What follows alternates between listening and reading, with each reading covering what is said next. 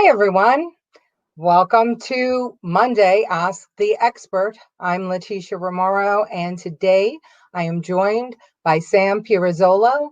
He is the former president of the CEC District 31 and also the current vice president of the New York City Parents Union. Sam, welcome to the program. Thanks for joining us.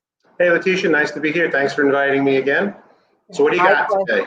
My pleasure. So we are going to talk today about what's going on in New York City public schools, and we're going to talk a little bit about what we know about the parochial schools and what we know about the charter schools opening, but more importantly, what parents can do to lodge complaints and get things back on track. And we're going to start in just a second after our intro.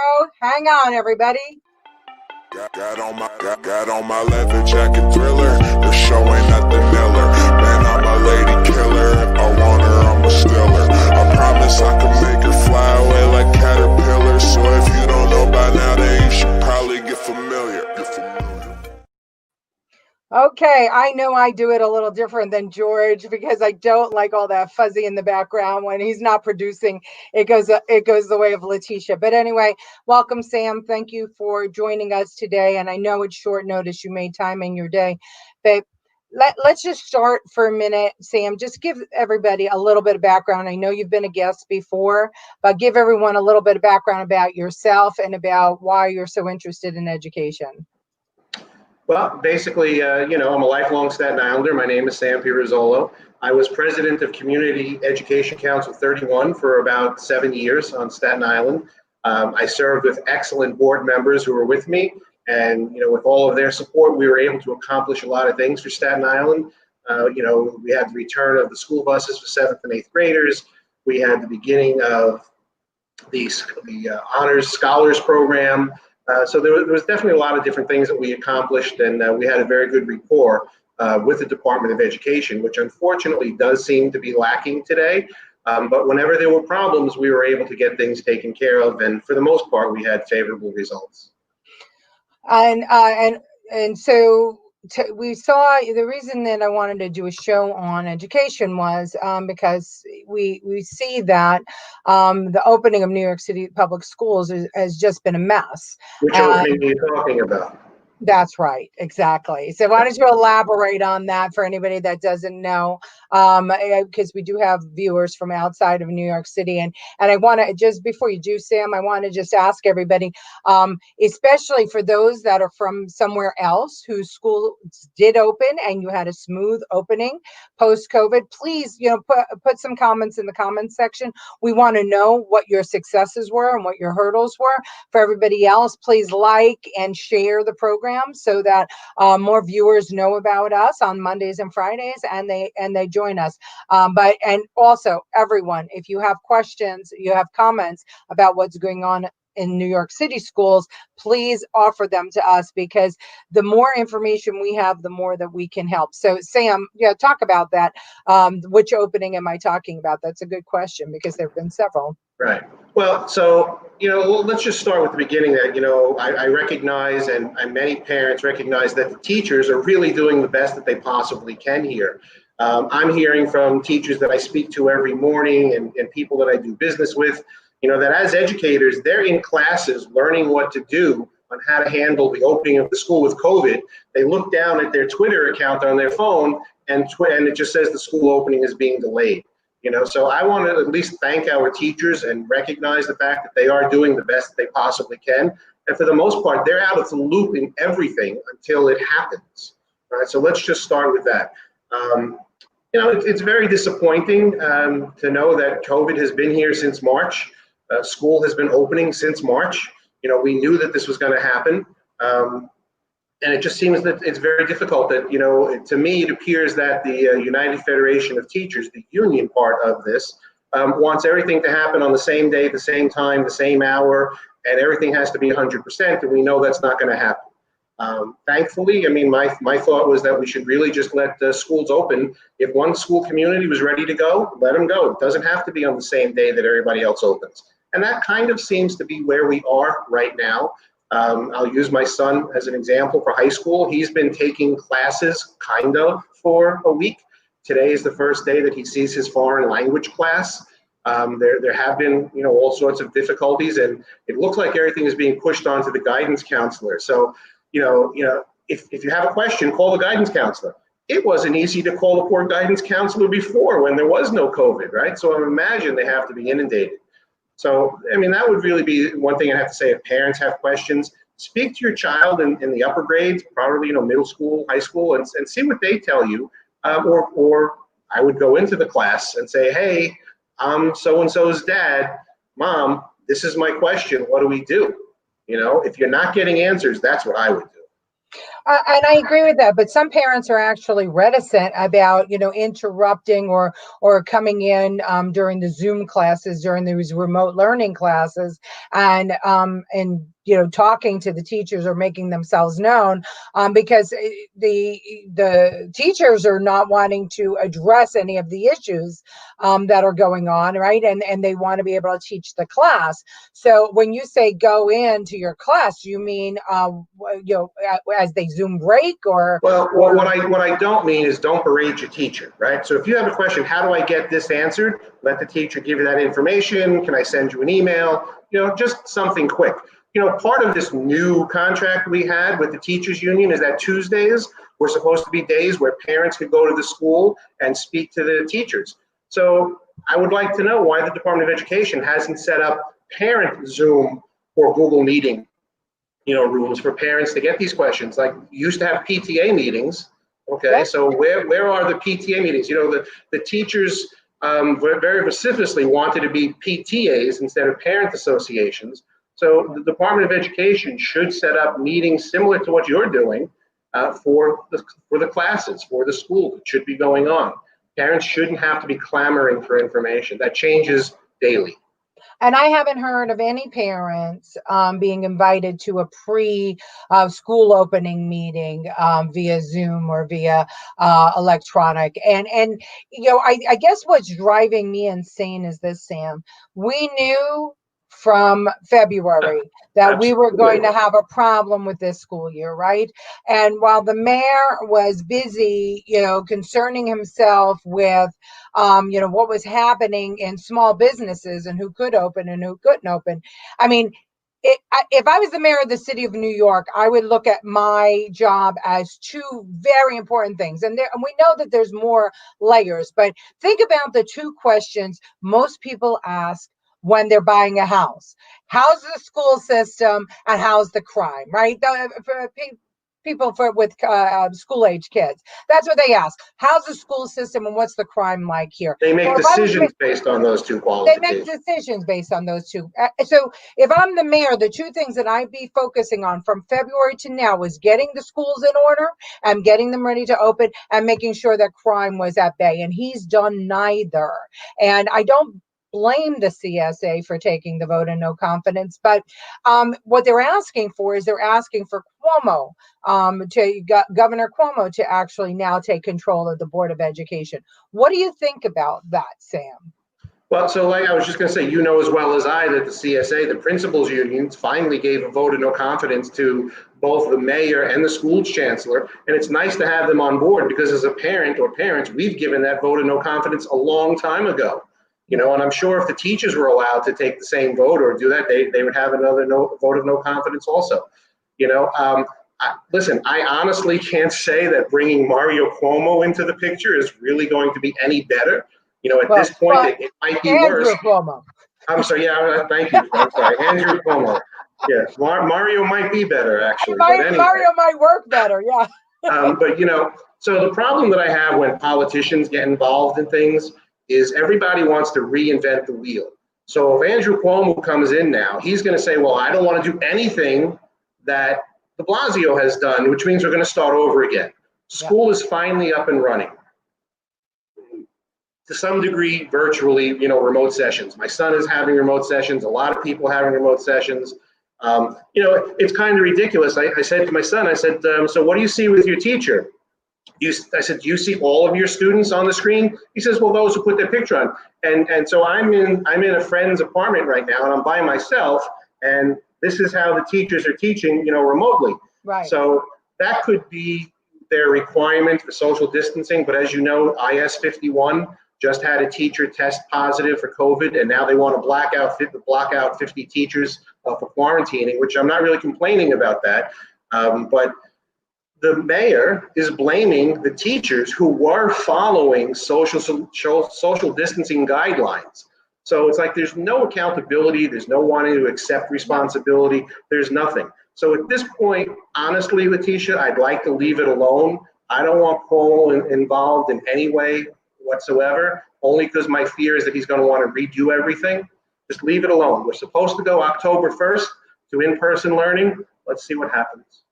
Yeah, well, I just want to quickly acknowledge some of the people that joined us here, Sam. So my mom, Josephine Nastasi, is with us. Hello, Mom. Andrew Miller says hi, Leticia and Sam, and I think you remember Andrew. Andrew's been, yeah, good guy. And Lucille Chavone, our #1 fan, saying people are now on waiting lists for Catholic schools as they are full and working well. And I agree with that, Lucille. As I said, my grandson is studying at Xaverian, and they started communicating with parents early about how they were going to work. And what they did was they gave parents an option, either full remote or in school, and the in school would happen on certain days depending on the students' names to reduce the classrooms. And they had to make that decision more than 2 months out before the school year, so that they knew who wanted to come into the classrooms and who didn't want to come into the classrooms, and they knew what they had to do to get ready for it.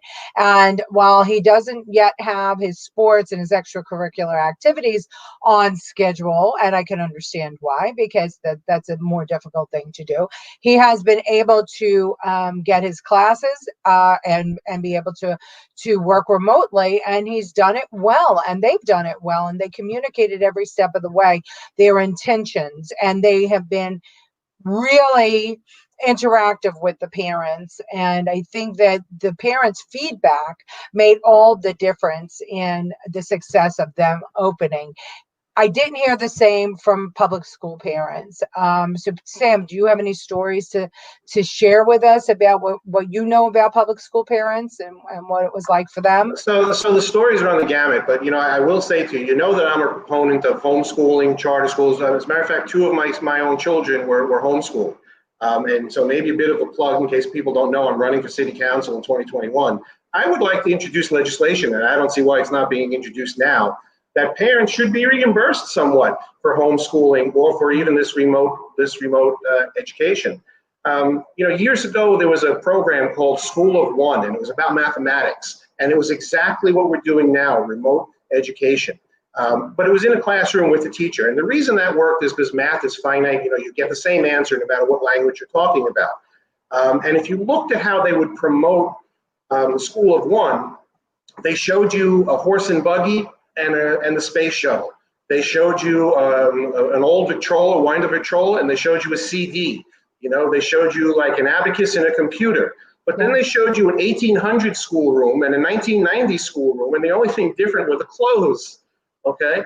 So, this remote learning is now another way that we can teach our students. So the complaint is that classes are overcrowded. There are not enough teachers. So this is a possibility. I think that parents should be able to get reimbursed if they're going to participate in their child's education. You're paying for this education no matter what. You don't think you're paying for it, but you're paying taxes. I think charter schools, when charter schools first came out, I was against charter schools. Charter schools save lives, in my opinion. They do. They have saved lives, So I think they've opened beautifully, Sam. The charter schools, the parochial schools, the yeshivas. Everything is opened beautifully except for the New York City public education system. Yeah. So Sam, I love what you're talking about, and I want also parents who are listening in. And you don't know this, Sam, and I'm going to tell you this now live on the show. Sam came on our show early on to talk about homeschooling and to try and help parents out, as they were trying to homeschool their kids through the pandemic. And Sam, I took the tips that you gave us from that show and I applied them with my grandson. And my grandson went up 5 percentage points in his studies at home because of the things that you taught me. And for frustrated parents out there, you know, the greatest thing that Sam taught me was to, you know, to listen and to get involved and to read and to learn what the kid, ask questions of my grandson so that I could help him and see where he needed help. And I wanted to thank you for that, Sam. You're welcome. And I was intending over the weekend to have another live broadcast with my wife, and I have a tutor who's been working with my son to talk about homeschooling. But I said, you know, before I do that, since my son is a senior in high school, I wrote to 4 different colleges who sent him letters, so they already know who he is, supposedly, right? And I said to them, how is the admissions process going to be affected next year if there are no SATs? AP classes are still going on, to some degree. You're taking the test at home. But if there are no grades, there are no SATs, what are the colleges going to be doing to determine how they're going to accept new students into the college? 4 schools, 0 responses. Wow. Okay, wow. So I'm going to probably want, because I invited them all to come on to the show. I said, we want to have this conversation. Parents want to know, because if you think about it, it's an extremely legitimate question. It surely is. It surely is. So Michael Cox says that the teachers union will never let parents be reimbursed, Sam. Michael Cox that is would right. take money out of their pockets and their bennies. I mean, but really, Sam, would it be up to the teachers union to stop that, you think? I mean, come on, Leticia, ask me that question again. I'm not sure I heard it wrong. Everything in New York City education is up to the United Federation of Teachers. The problem with New York City education is not the teachers themselves. Just like we say we have bad police officers or bad judges. I mean, yes, there are some teachers that are bad, but the problem itself has to do much more with the union, who pays off the city council people, who pays off the state legislators, and they get the legislation the way they want it. No, and I get that they're powerful, but I think that, you know, as a group of parents, we are more powerful, and our problem is up until now, right? Maybe in a pre-COVID world, and I'm not, Michael, and I'm not negating your comment or yours, Sam.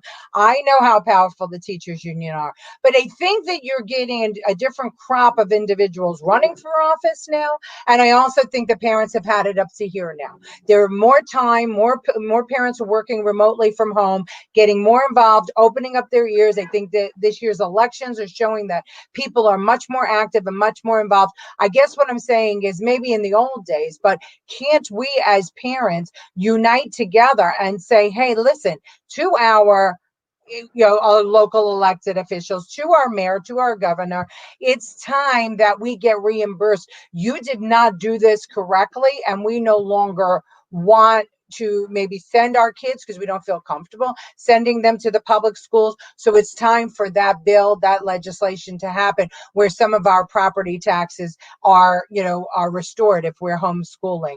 So, I'm just saying it's a possibility.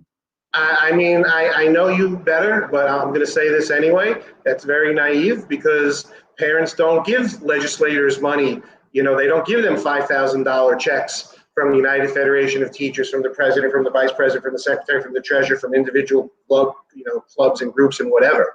So yes, our parents, the ones who vote. They give them votes, don't they? And in the end of the day, it doesn't matter how much money you have. And look where those votes have gotten them. New York City, so now we're getting off the topic of education a little bit, so please forgive me, but New York City is a democratically controlled city. Everyone on the city council, except for Joe Borelli and Steve Matteo, and probably me next year, everybody is a Democrat. I know. Yeah? Well, is he going to be on next year? Oh yeah. Well, Matteo won't be in the city council either. It's only going to be Joe Borelli. Yeah. Right. So, right. All right. But so getting back to the education, I mean, I've got a complaint about everything. Hold on. Gina Conroy says, my kids are in private high school and they are doing great. Thank you to the Archdiocese, which started back in April to get them back to school. And this is the difference, and this is what I'm talking about. So the archdiocese managed to do it, yeshivas managed to do it, charter schools managed to do it. The New York City Board, DOE, did not manage to do it. And I'm not defending the teachers union by any stretch of the imagination. I'm just saying that I think that as parents, it's time for us to start thinking outside the box, because what we're going to have at the end of this is something to compare, Sam, right? We've never had that before, right? Right. Well, this was the purpose of the New York City Parents Union, all along. Unfortunately, as my children got older, and the president, her name is Mona Davids, as her children got older, we're working for a living, right? So we're not being able to pay as much attention to that. But imagine if you were a parent and you were a card-carrying member of the New York City Parents Union, and the Department of Education had to give money to you so that you could work with the parents to get everybody organized to tell them what they're doing wrong. Right? I mean, that was really the goal. But the Department of Education, the mayor has 100% control of the schools, and it was given to him by our elected officials, Michael Cusick, Andy Lanza, Diane Savino, whoever it was before Michael Riley. I mean, they've all given the mayor control of the schools. I don't know, their individual votes, but that's just the way that it is, and it has been a disaster, especially. And that's it's not just the Staten Island contingent. That was a state vote. That's what I mean. The state legislature gave the mayor total control of the schools when it was Michael Bloomberg, and they did it for a reason. They did it because up until then, you couldn't figure out where the blame should lie, right? So Bloomberg wanted total control of the schools, and so now now De Blasio has it, and now you don't know where the blame lies. Well, yeah, all right. Anyway, so listen, special education has also been a hot topic. Yeah. So a lot of parents are complaining that they're not getting their services. We spoke a little bit about that before. Or if they do have to get their services for their children, they may have two different children at two different schools, and they have to stay while the services are being administered, which means they cannot necessarily get to the other school or whatever. And these are just things that really should have been worked out. Especially the parents of special needs children, when they have especially more than one special needs child in the household that go to two different schools, these IEPs, and I was the mother of a special needs child, and I knew how difficult it was for just the one. But with the IEPs, what they were doing through the summer was they were making appointments to go to the school to get the services. And if you had speech at 9 a.m., but they couldn't fit you in for OT or PT until the afternoon, if you lived more than the time span away from what your appointment would be, it was crazy. So you couldn't take advantage of the services, and many parents decided to opt out of it. And so now getting back to school now in September or October or whatever the real or November or December or January. Now they have to fight for those children to get the services again, because those IEPs, the Board of Education is considering that those services, they opted out of those services. It is absolutely heartbreaking, and it is insane. And so if you are parents of children with disabilities who have an IEP, please, I want to hear your stories. Just write your comments in the little box. It's just like Facebook.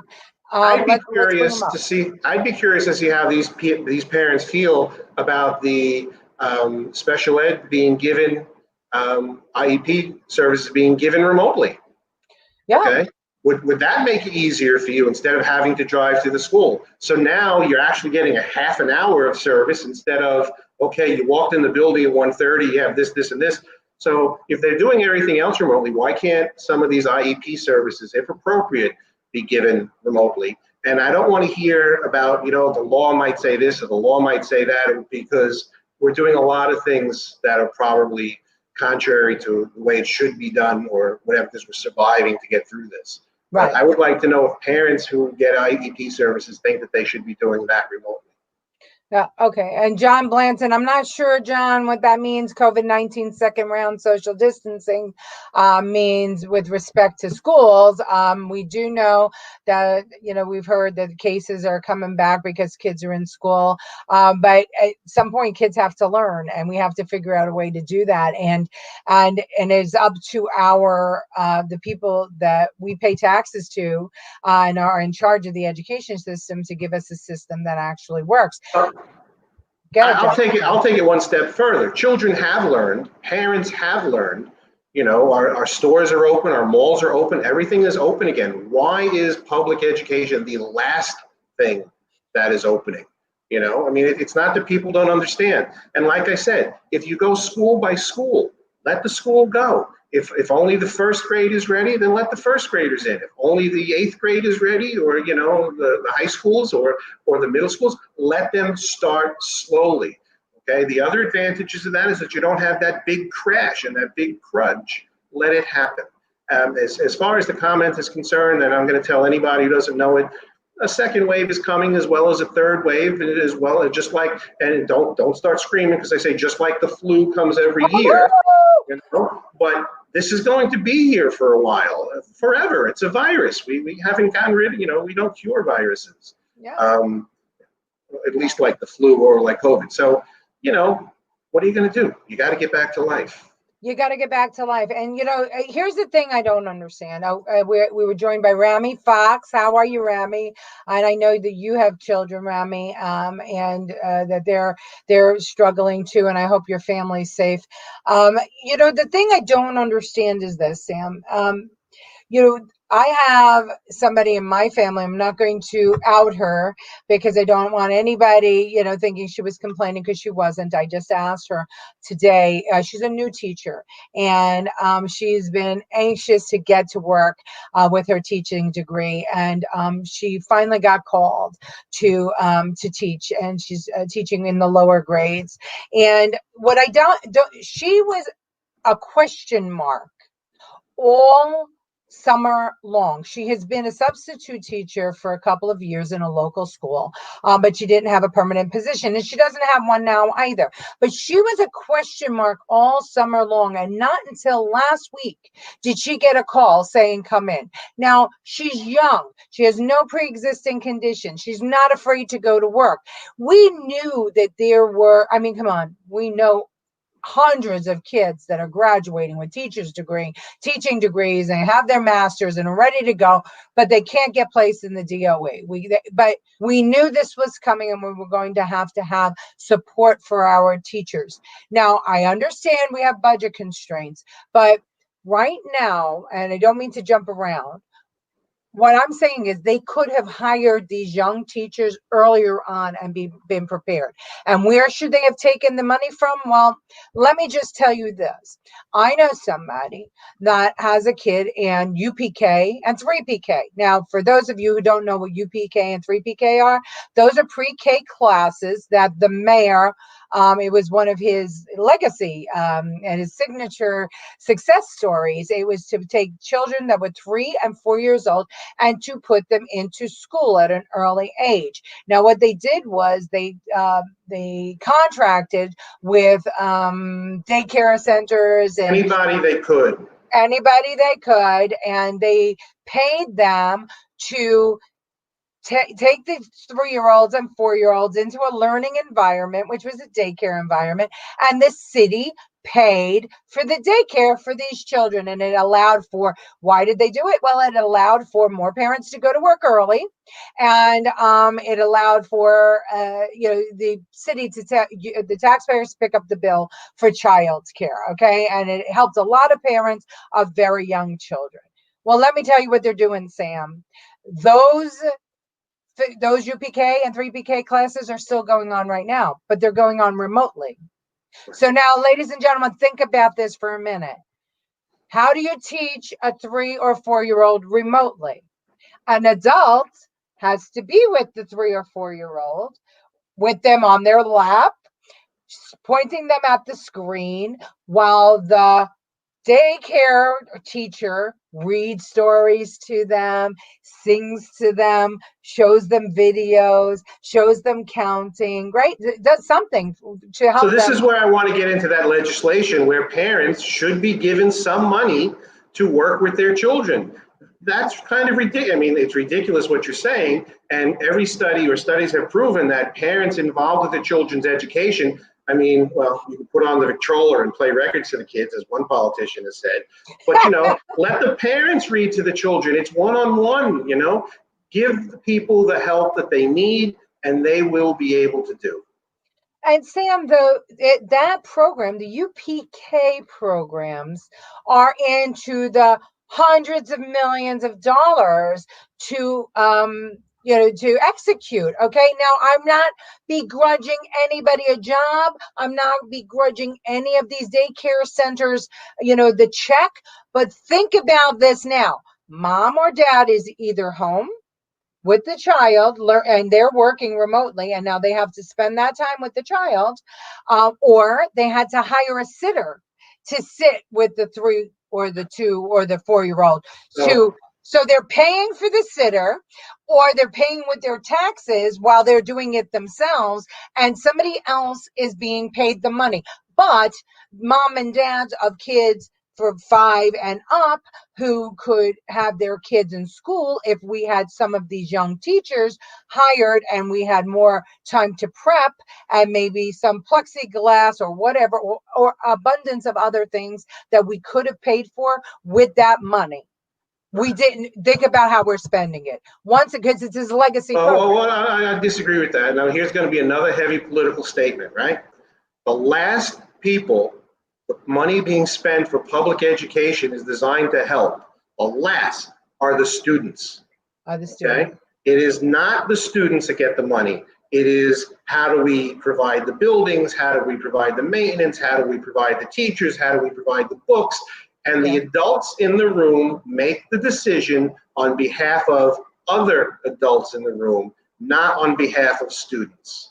This is what made the parents' union, successful during its time. And this is what made me successful when I was president of the CEC, for 7 years, as we brought the voice of the parents to the Department of Education. Look what happened. I think it was 36, out by the Parkway, where we had the PCBs, right? They weren't going to do anything. Yeah, okay. 85% of the parents kept their kids home from school. They did something, right? Yeah. So when you can speak in a voice of one, right, which is like the school of one, but when you can focus the voice of one, you get the parents on the page, you get the students on the page, you get the teachers on the page.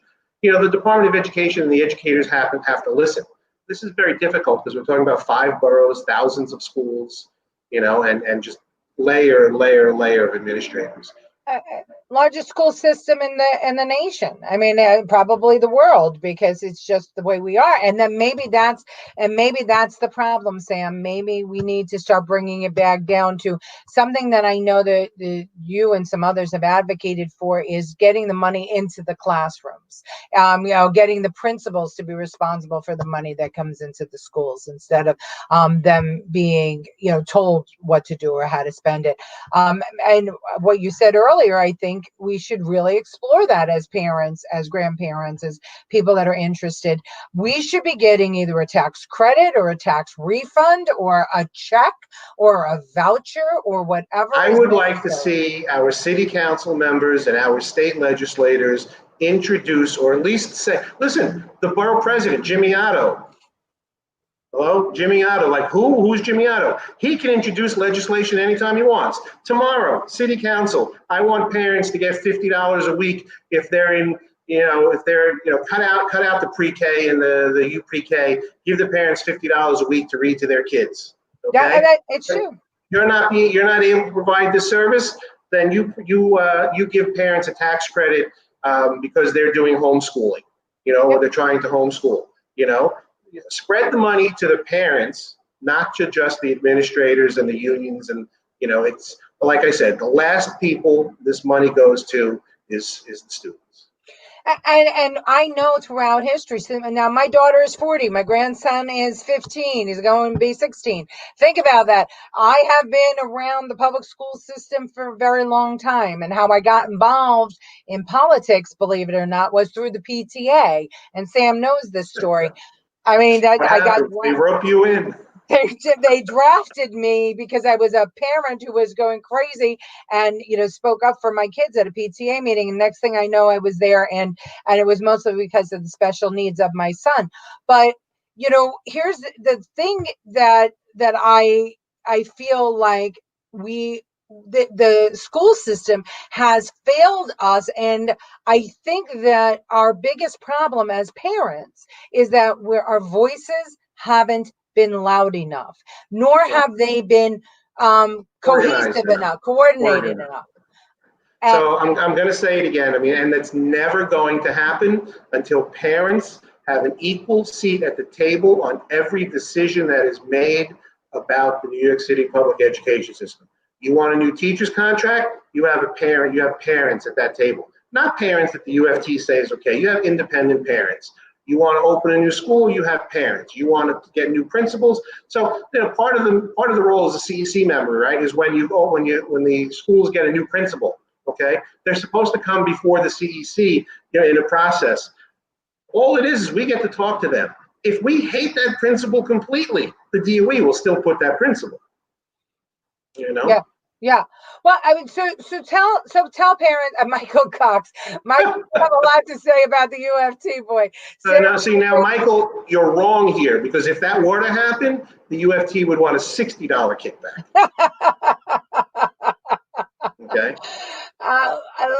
Listen, I'm not somebody that I actually support unions when they're responsible unions, but I don't support unions if the objective isn't to educate the children, if the objective isn't the children first, then I have a problem. And I know that somewhere along the way, some of these objectives have been lost, because as a parent, way back when, I had to buy paper towels and glue sticks and supplies for the classroom, because the money that we were paying in our taxes weren't enough to stock the classrooms with all the things that the kids needed in the classroom. And I thought that was just because at the time in the 80s, New York was going through a hard time. And then my daughter, gets married and has a kid. And guess what? First day of school, they're asking for the same thing. It's a long pages. I have friends who are teachers who go into their pocket in the thousands every year, to stock their classrooms. That is that's absolutely unheard of in a system that is funded by billions and billions and billions of dollars of our tax dollars. Let me kind of qualify this again too, because it's not so I'm upset with the union, okay? But it's not really an anti-union thing. Michael Mulgrew's job is to do exactly what he's doing, okay? The Department of Education is supposed to have the brains to say, no, that's not right, we're going to do this, okay? But the UFT runs the whole show, and there is zero parent involvement. So it's certainly not an attack on many of the teachers who are frustrated by this, who cry over this, who are happy to be back at work, all right? But when the conversation is about the adults in the room and taking care of the adults in the room, and it's not about the children who are supposed to be served, this is what we get. And it will never change, okay? It will never change. We have millions of dollars each year in salaries for teachers that don't even teach anymore in the rubber room. I mean, it's the only... Which has been eliminated how many times in the last 10 years? Absolutely. It's crazy. Well, okay, so let's talk about what parents can do now, because clearly I'm frustrated, you're frustrated, the parents that on the New York City DOE parents page, where I've been reading some parents have been moved to tears, and they're just looking for some help from each other, some support from each other, because they don't know what to do. Some of them have children with IEPs. They have older adults in the house because we're living more multi-generationally. They have pressure from school. We have single moms, single dads, so many things that are pressuring them, and to not, with everything else going on in the world, to not have your child settled in learning, and to think that their future could be undermined because you don't know what to do with the school system, it's got to be frustrating. So Sam, what can we do? I would like to formally request that Jimmy Otta, Joe Borelli, Steve Mattio, Debbie Rose, and city council members all across the city put a resolution together mandating that the Department of Education hold some sort of PTA or parent Zoom meetings several times throughout the day. Pick a day, like I said before, in the new contract, Tuesday was supposed to be the day that parents could get in touch with the teachers. Parents need to have a forum where they can ask their questions. So these are the people who are in charge. They control the mayor, right? They're supposed to be able to say to the mayor, hey, parents don't know, it's your responsibility. Start a Zoom meeting, start a Google meeting where parents can go and ask their administrators in their school, their teacher, questions. PTA meetings are gone, the Tuesday afternoon conferences are gone. That needs to be brought back for parents. And I agree with that, Sam. And I think that, the first way to start, and you heard me say that I began in politics through the PTA. Sam is a parent who got involved in politics through education. You have to have your voice heard. And for anybody out there that thinks they can't put one more thing on their plate and so let somebody else do it, I know on the New York City DOE parents page, the administrator was trying to get together a protest, and she was looking, for people to get involved. And out of the 10,000 or thousands of people that were part of the page, only a few people responded that they'd actually, attend a protest. And I know that it's mostly not because parents don't care, because they do care. It's because they don't feel like they know enough. They don't feel comfortable in a political arena. They feel overwhelmed. And I want to, if anybody is listening from that page, I want you, I told you on the page I'd do it, and I know Sam will get involved as well. If we need to let our voices be heard. And I think that Sam is absolutely right. We need to start with a letter writing campaign. And here's what I'm going to do. I am going to put a link on this podcast afterwards of all of the city council members. So for people that are in New York City that are not in Staten Island, you can have the name of your council member and you can write a letter to that council member. And you can write to Corey Johnson, who is the speaker of the city council, and you can ask them to reimburse us, right? Those of us that are staying home, that are actually helping to teach our kids. You can ask them for Zoom meetings and updates. Now, the mayor has a daily press conference where he talks about everything ad nauseum, and it is so boring people want to just poke their eyes out. And it's so boring that he went from thousands of viewers to about a couple of hundred viewers. And the reason is because all he does is talk at people. Let's request that he have a Zoom meeting like we do at community boards with him, Carranza, and all the parents of New York City children who actually want to ask questions. And I just want to put a caveat on that now, because I also think it should not, as much as I want the CECs to be involved, this should not be pushed off on the CECs, because that's going to be the easy thing for them to do. Because I don't know how CEC elections have gone. I don't know how individual parents are. This is something that should be on the backs and shoulders of our politicians, the mayor, and the chancellor, to provide independently through the Department of Education a legitimate forum for parents to speak to their teachers, to speak to their principals, to speak to the chancellor. Not selected parents, right. Every parent. Every parent. And I think the first meeting should be, Sam, and correct me if I'm wrong, but I think it should be a reverse press conference. Instead of it being a press conference, let the mayor set aside a day a week where parents get to speak to him and not be vetted. No. I'm going to correct right there. Speaking to de Blasio is a waste of time. Well, Carranza could be sitting there. Yeah, So Carranza I would is rather, half if the they're time. going to do this, I would rather be talking to my children's teacher and my children's principal, Okay, I get what you're saying. okay? Than So just blowing smoke up your backside. all right, if you all agree with that, I think then that either way, I'm putting up all of the links here so that you can get involved with your elected officials. But I do think that for this mayor to have been making decisions in a vacuum is disingenuous, and it was dangerous and it was risky, and he's been making decisions in a vacuum over and over again, and he really deserves to hear from parents. It's the cookie cutter approach. Right, but he needs to hear from parents how it's affecting their lives, because he just recently, and I don't want to go off on the tangent of restaurants, but he's been making ridiculous decisions for the restaurant industry, which we're pushing back on, and we have a lawsuit for. And I think it's about time that we push back on him on education. And I can't bring the suit because my kid is in parochial school, and he's doing great. But you parents could, and I'm happy to help any way I can, to put us in touch with the right lawyers to do it.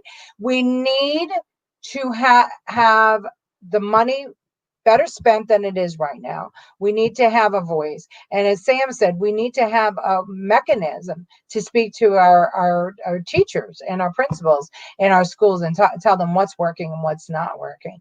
Sam, I'm going to give you the last few minutes to bring up any other thoughts that you might have in this. Well, I do, if people, I want to talk a little bit about homeschooling, because I mean, maybe that was some of the things we spoke about. And I'll just reiterate it again. Homeschooling certainly does work. If you're putting in the time now with the remote learning, homeschooling is really not that different. But I will say that homeschooling is 24 hours a day, 7 days a week. There's no such thing as, okay, you're going to school from 9 o'clock to 3 o'clock. Cooking becomes homeschooling. Watching the History Channel becomes homeschooling. Going for a walk in the park becomes your your physical education class. There are many companies online where you can purchase the things to do your scientific experiments. You can dissect a frog, you can dissect an eyeball, all sorts of things. I'd like, maybe we can organize with parents that, I have those extra microscopes left over, for my children. So if somebody needs a microscope, you can reach out, or how do we do this? I do want to get this homeschooling thing done, and maybe you'd like to be part of that, Leticia. But I was just really waiting for these colleges to get back to me, and I've been floored that not one person has gotten back to me. Tutoring is another thing. My son has a tutor. His name is Joshua Higgins. This guy, young guy, is phenomenal. He is phenomenal. He talks the language my son talks, okay? So that helps out. So don't think that remote learning is going to do it for you. You still have to be an active parent. And if you want to substitute, and I'm saying this especially to the seniors, okay, to their parents, substitute with a tutor. Get a tutor in there to help with the math, to help with the English. Yeah. Yes, you're not taking the SATs, but you're still going to have to fill out applications. You might still be required to do an essay. Do the substituting now. Get that teacher now. It doesn't have to be one-to-one. It used to be. Josh used to come over to the house and do one-to-one. I spoke to him and I said, are you reinventing this? Because what are you going to do? So he thinks he'll maybe take up to 4 or 5 students at one time at a lower rate, and he'll do a Zoom meeting with them. But I'm just letting parents know that 6 months is going to go by, and it's very possible that not much is going to be accomplished educationally. So, if you can afford that tutor, $25 a week or $20 an hour, whatever it might be, do it. The Khan Academy is free. Log on to the Khan Academy. I mean, just do anything you can, because if you're depending on the Department of Education, you got a big zero coming. Got a big zero coming. So my mom asks, aren't teachers getting paid now anyway, whether in class or not?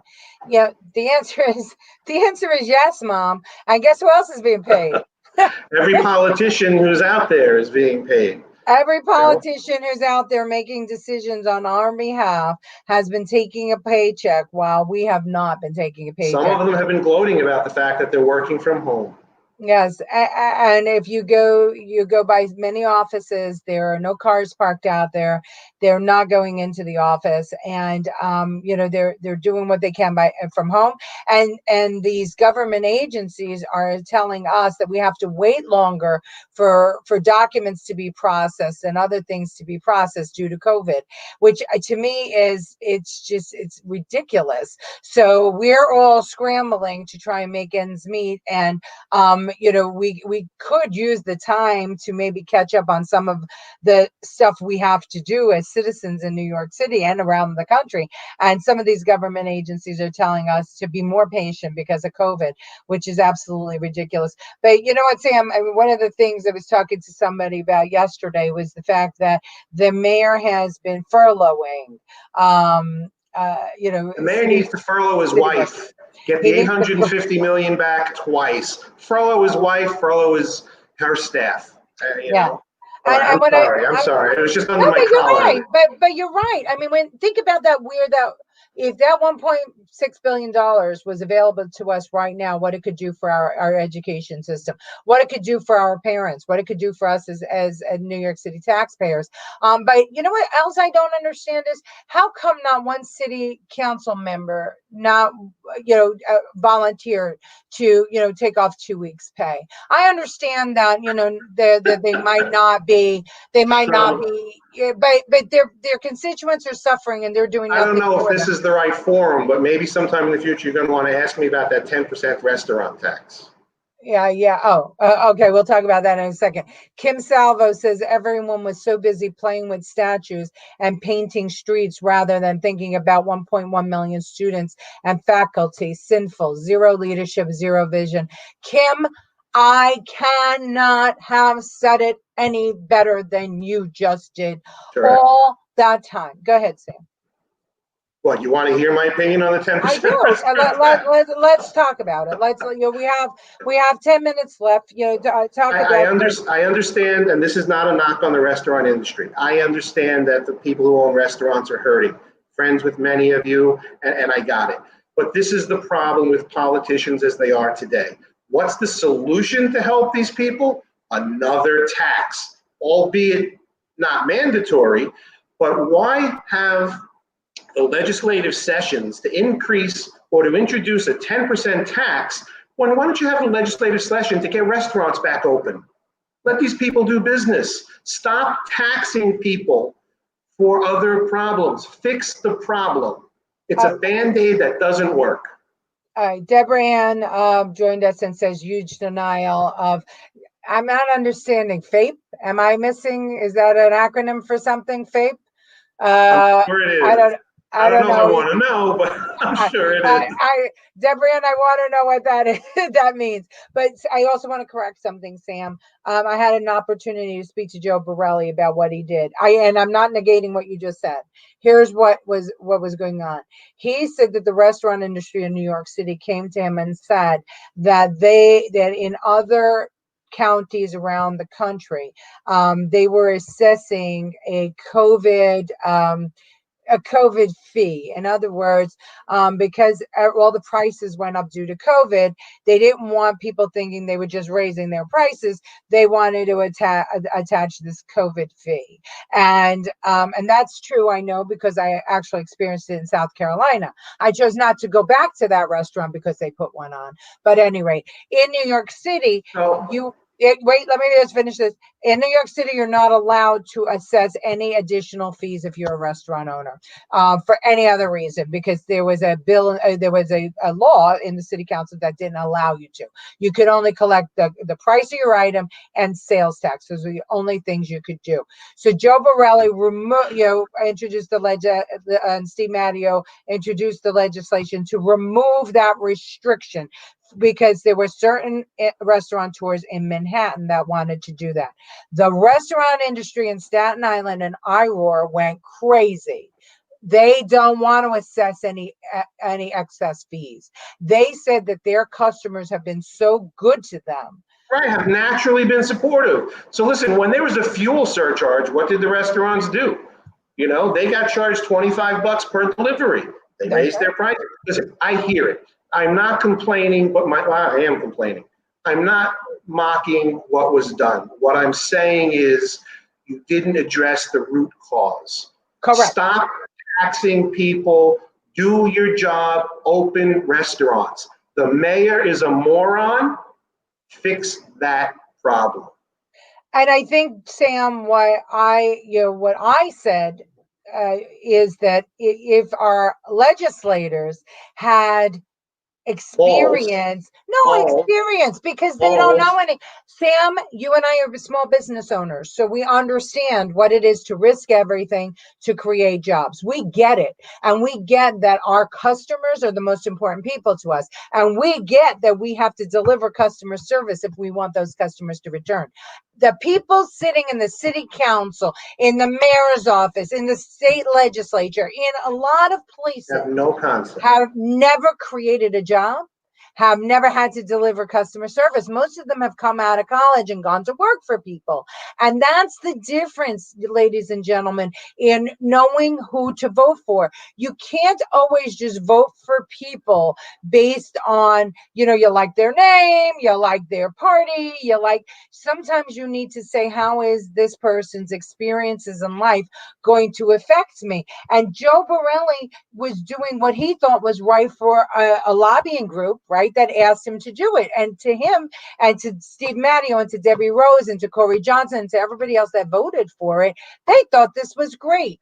But yet the small business owners said, no, just let us open and trust us to keep our customers safe, and we'll take care of the rest. The answer to every problem cannot be a tax increase. That's right. And that, unfortunately, for some people who don't, who have served in government for too long, your mind starts thinking that way. Oh, we got a problem. We're just going to raise taxes. We're just going to raise taxes. Well, these are people who never lost a paycheck during COVID. Right. Never had any problems during COVID. Thought they were heroes because they're going to order from their local restaurant over here. Look what I'm doing to help people because I never lost a paycheck. Yeah. So I'm sorry. I mean, I know I'm being critical, but I think fix the problem. I think we're being honest, and it's not that we're finger pointing at anybody, but we're talking about, look, the same thing for the mayor, right? The mayor has no practical experience educating kids. His own kids. Oops. Because I don't want to talk about anybody's kids, but what I'm saying is that's not his field of study. He was a community organizer. That's what he did. And he is now the mayor of what was the greatest city in the world. And I say was because if you've gone through Manhattan these days, and if you live in New York City, you know that we have some real problems here. And I don't trust them to fix it. All I can say, Leticia, is this, is we are not going, if you want to fix the city, Giuliani didn't fix the city by taxing his way out of it. You cannot tax your way out of this problem. No. And these people don't know anything but that.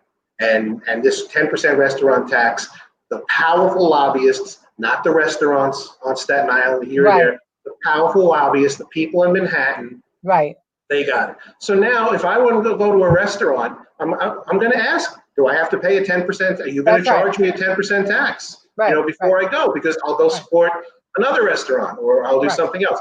But I mean, I don't think it's being used maliciously, but I just don't think it was the answer to the problem. The answer to the problem was talk to the mayor, open the restaurants. Open the restaurants and talk to the business community about what a small business needs to survive. I've always said that I trust the restaurant owner more to keep me safe than the mayor or the governor to keep me safe. I mean, for God's sake. Like education. I mean, for God's sakes, we see what happened when the governor, with the nursing homes. I'm not saying that was done maliciously. He didn't know any better. And that was his response when he panicked, was to send people back to the nursing homes during COVID. Why should we be trusting the government more than we trust the small business owners who if they don't provide a service and they do something to get their people sick, those customers are not coming back, and they're going to lose everything. Same thing with our education system. Parents, this is what I'm trying to say to you. We all have ideas, we all have, our experiences, but you, the ones that are in it right now, and I'll put myself and Sam in it because we both have kids, whether grandparent or parent, that are being educated in the New York City school system. It's your voices that must be heard, because Carranza comes from somewhere else, a different system entirely, nothing like the New York City system. And he came here and he just made, in my opinion, a mess of New York City. De Blasio is not an educator. We've had some great chancellors in New York City. Carranza is not one of them. And even those great chancellors, I think, would have been hard pressed to handle COVID well. But if they had just bothered to spend the time thinking about it and putting the kids first, they could have done a better job. They don't put kids first, and let's put it like this: Target, Costco, hardware stores, liquor stores, drug stores, all of these stores have been open all throughout COVID. There's really no reason a restaurant cannot open. That's right.